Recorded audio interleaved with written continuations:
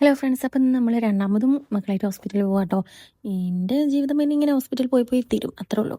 അപ്പോൾ എനിക്കിപ്പോൾ ഇതൊരു പുത്തിരില്ലാതായിട്ടോ, കാരണം ഒരു 5 വർഷം ആകാനായിട്ടുണ്ടാവും ഈ ഒരു കളി എന്നെ. എനിക്കപ്പോൾ മാസത്തിൽ 30 ദിവസം ഉണ്ടെങ്കിൽ 29 ദിവസം ഞാൻ ഹോസ്പിറ്റലിൽ തന്നെ ആയിരിക്കും കേട്ടോ. അങ്ങനെയാണ് ഇപ്പോൾ എൻ്റെ ഒരു അവസ്ഥ. അപ്പോൾ അതൊക്കെ പോട്ടെ. അപ്പോൾ നമ്മുടെ നാട്ടിലത്തെ ഡാമാണിട്ടത്, മലപ്പുറം ജില്ലയിലെ ആകെയുള്ള ഡാമെന്നൊക്കെ പറയണത് എനിക്കറിയില്ല. നമ്മൾ ഹോസ്പിറ്റലിലൊക്കെ എത്തിയിട്ടോ. ഹോസ്പിറ്റലല്ല, വീട്ടിലാട്ടോ ഇപ്പോൾ ഡോക്ടർ ഇരിക്കുന്നത്. വീട്ടിലും ഹോസ്പിറ്റലായിട്ട് മാറി മാറിയിട്ടാട്ടോ പരിശോധന ഉണ്ടാവാറ്. അപ്പോൾ നമ്മൾ വന്ന ടൈമിൽ വീട്ടിലാണ്. അപ്പോൾ ഇന്ന് പിന്നെ സ്കൂൾക്കൊന്നും പോയിട്ടില്ല കേട്ടോ. പിന്നെ എന്തെങ്കിലും കാരണം കിട്ടിയാൽ മതിയല്ലോ സ്കൂളിൽ ഇതാക്കാൻ. അപ്പോൾ സ്കൂൾക്കൊന്നും പോകാതെ പിന്നെ ഡോക്ടറെ കാണിക്കാൻ പോകുന്നതാണ്. പിന്നെ ഇങ്ങനെ ചുമയും കാര്യങ്ങളൊക്കെ ആയ സ്കൂൾ പോയിട്ടുണ്ടെങ്കിൽ മറ്റുള്ള കുട്ടികൾക്കും അത് സ്പ്രെഡ് ആവുമല്ലോ. അപ്പോൾ അത് നമ്മളും കുറച്ച് ശ്രദ്ധിക്കാൻ വേണ്ടിയിട്ട് ഞാൻ അവനെ സ്കൂൾക്കൊന്നും വിട്ടിട്ടില്ല. പിന്നെ അവനും പോകാൻ താല്പര്യം ഉണ്ടായിരുന്നില്ല.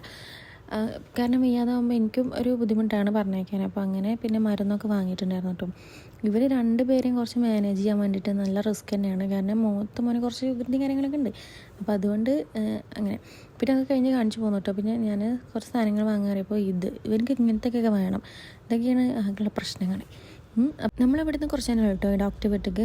ഞാൻ ഇവരെ 2 ഡോക്ടേഴ്സിന് മാറി മാറി കാണിക്കാറുണ്ട്.